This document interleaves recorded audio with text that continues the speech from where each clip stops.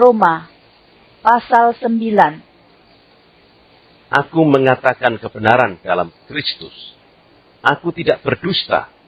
Suara hatiku turut bersaksi dalam Roh Kudus bahwa aku sangat berduka cita dan selalu bersedih hati. Bahkan aku mau terkutuk dan terpisah dari Kristus demi saudara-saudaraku, kaum sebangsaku secara jasmani, sebab mereka adalah orang Israel.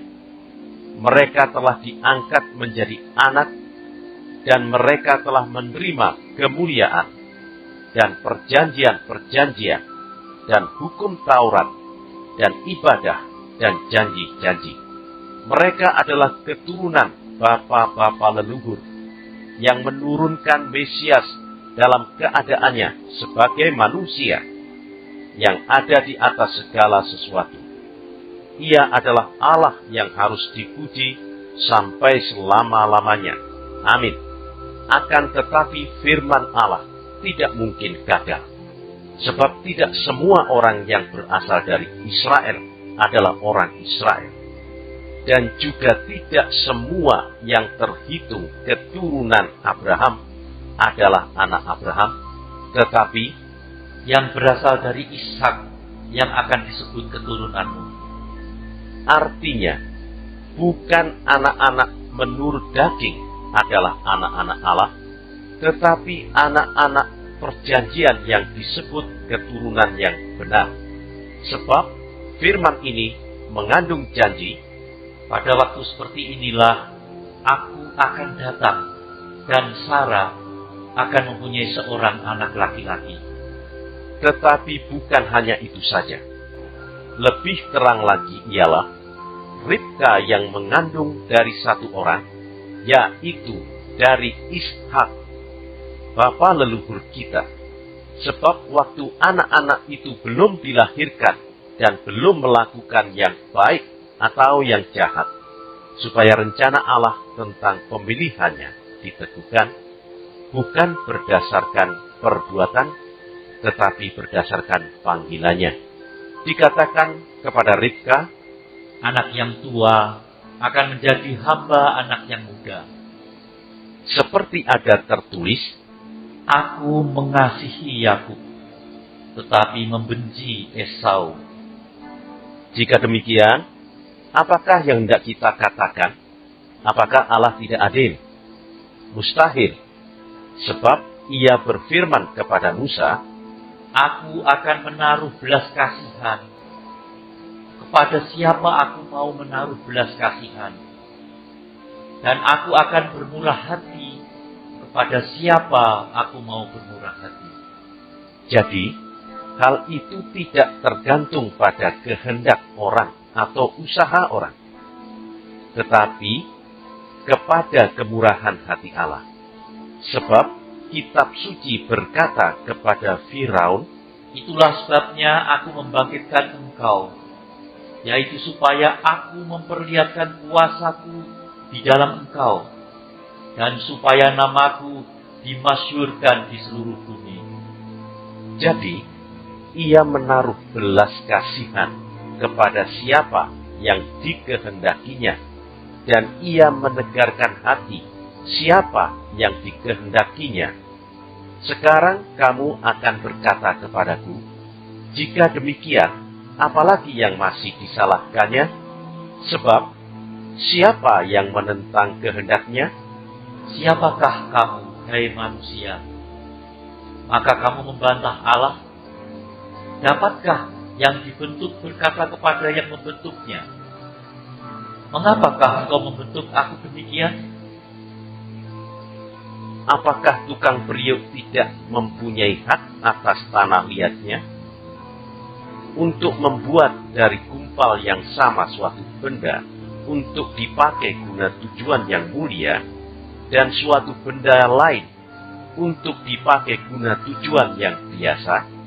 Jadi, kalau untuk menunjukkan murkanya dan menyatakan kuasanya, Allah menaruh kesabaran yang besar terhadap benda-benda kemurkaannya yang telah disiapkan untuk kebinasaan, justru untuk menyatakan kekayaan kemuliaannya atas benda-benda belas kasihannya yang telah dipersiapkannya untuk kemuliaan, yaitu kita yang telah dipanggilnya bukan hanya dari antara orang Yahudi, tetapi juga dari antara bangsa-bangsa lain. Seperti yang difirmankannya juga dalam kitab Nabi Hosea, yang bukan umatku akan kusebut umatku, dan yang bukan kekasih, kekasih.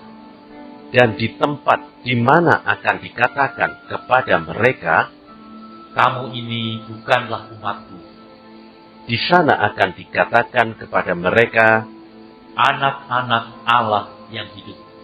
Dan Yesaya berseru tentang Israel, Sekalipun jumlah anak Israel seperti pasir di laut, namun hanya sisanya akan diselamatkan. Sebab apa yang telah difirmankannya akan dilakukan Tuhan di atas bumi, sempurna dan segera. dan seperti yang dikatakan Yesaya sebelumnya, Seandainya Tuhan semesta alam tidak meninggalkan pada kita keturunan, kita sudah menjadi seperti Sodom dan sama seperti Gomora. jika demikian, apakah yang hendak kita katakan? Ini, bahwa bangsa-bangsa lain yang tidak mengejar kebenaran telah beroleh kebenaran, yaitu kebenaran karena iman. Tetapi bahwa Israel sungguh pun mengejar hukum yang akan mendatangkan kebenaran, tidaklah sampai kepada hukum itu. Mengapa tidak? Karena Israel mengejarnya bukan karena iman, tetapi karena perbuatan. Mereka tersandung pada batu sandungan, seperti ada tertulis, Sesungguhnya aku meletakkan di Sion sebuah batu sentuhan dan sebuah batu sandungan, dan siapa yang percaya kepadanya tidak akan dipermalukan. Roma pasal 10. Saudara-saudara, keinginan hatiku dan doaku kepada Tuhan ialah supaya mereka diselamatkan, sebab aku dapat memberi kesaksian tentang mereka, bahwa mereka sungguh-sungguh giat untuk Allah, tetapi tanpa pengertian yang benar. Sebab oleh karena mereka tidak mengenal kebenaran Allah, dan oleh karena mereka berusaha untuk mendirikan kebenaran mereka sendiri, maka mereka tidak takluk kepada kebenaran Allah. Sebab Kristus adalah kegenapan hukum Taurat, sehingga kebenaran diperoleh tiap-tiap orang yang percaya. Sebab Musa menulis tentang kebenaran karena hukum Taurat, Orang yang melakukannya akan hidup karenanya. tetapi kebenaran karena iman berkata demikian. Jangan katakan di dalam hatimu, siapakah akan naik ke surga? Yaitu untuk membawa Yesus turun. Atau, siapakah akan turun ke jurang maut? Yaitu untuk membawa Kristus naik dari antara orang mati. Tetapi apakah katanya? Ini, Firman itu dekat kepadamu, yakni di dalam mulutmu dan di dalam hatimu. itulah firman iman yang kami beritakan. Sebab jika kamu mengaku dengan mulutmu bahwa Yesus adalah Tuhan, dan percaya dalam hatimu bahwa Allah telah membangkitkan Dia dari antara orang mati, maka kamu akan diselamatkan. Karena dengan hati orang percaya dan dibenarkan, dan dengan mulut orang mengaku dan diselamatkan. Karena kitab suci berkata, Barang siapa yang percaya kepada Dia tidak akan dipermalukan. Sebab tidak ada perbedaan antara orang Yahudi dan orang Yunani. Karena Allah yang satu itu adalah Tuhan dari semua orang, kaya bagi semua orang yang berseru kepadanya. Sebab barang siapa yang berseru kepada nama Tuhan akan diselamatkan. tetapi bagaimana mereka dapat berseru kepadanya jika mereka tidak percaya kepada Dia? Bagaimana mereka dapat percaya kepada Dia jika mereka tidak mendengar tentang Dia? Bagaimana mereka mendengar tentang Dia jika tidak ada yang memberitakannya? Dan bagaimana mereka dapat memberitakannya jika mereka tidak diutus? Seperti ada tertulis, Betapa indahnya kedatangan mereka yang membawa kabar baik. tetapi tidak semua orang telah menerima kabar baik itu. Yesaya sendiri berkata, Tuhan, siapakah yang percaya kepada pemberitaan kami?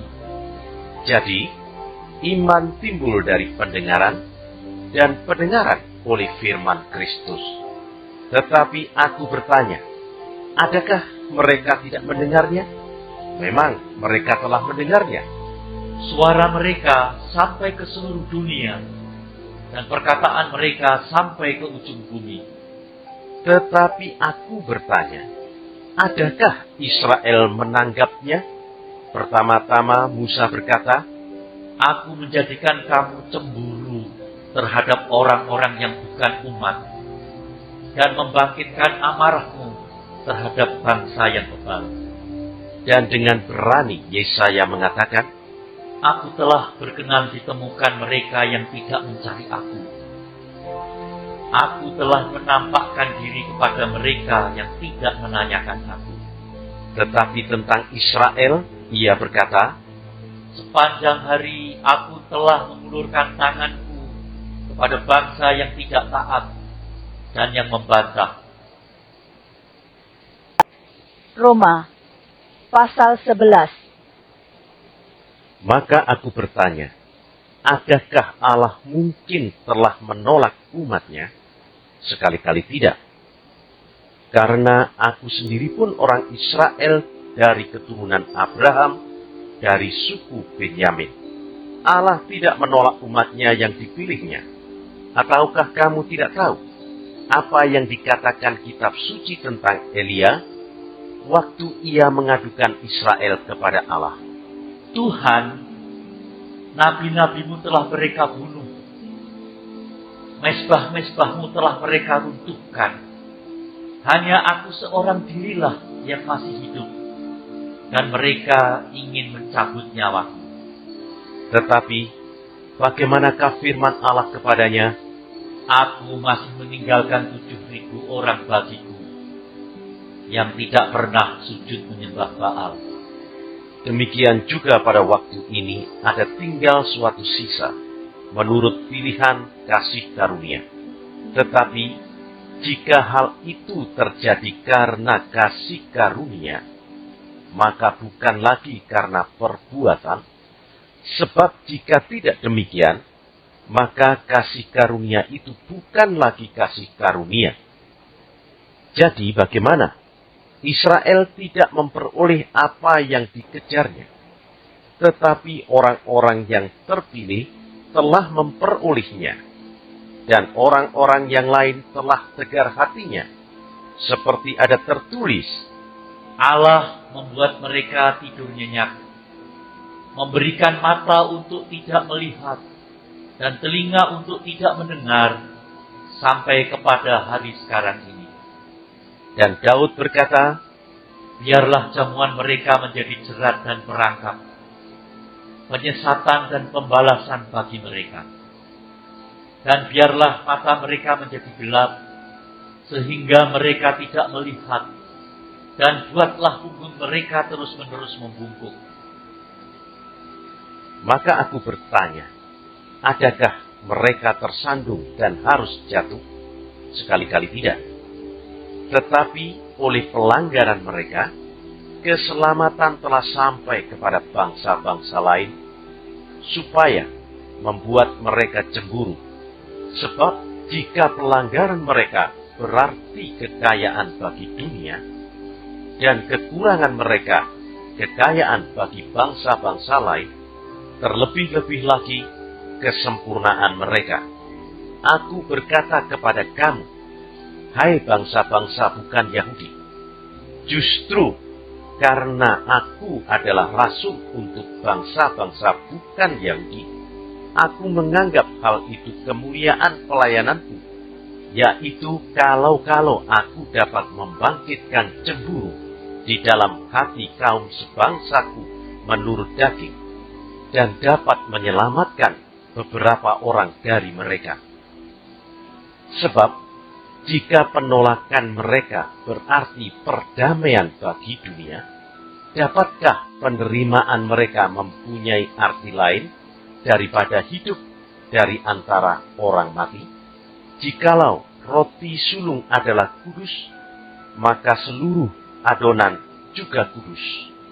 Dan jikalau akar adalah kudus, maka cabang-cabang juga kudus. Karena itu, apabila beberapa cabang telah dipatahkan, dan kamu sebagai tunas liar telah dicangkokkan di antaranya, dan turut mendapat bagian dalam akar pohon zaitun yang penuh getah, janganlah kamu bermegah terhadap cabang-cabang itu. Jikalau kamu bermegah, ingatlah bahwa bukan kamu yang menopang akar itu, melainkan akar itu yang menopang kamu.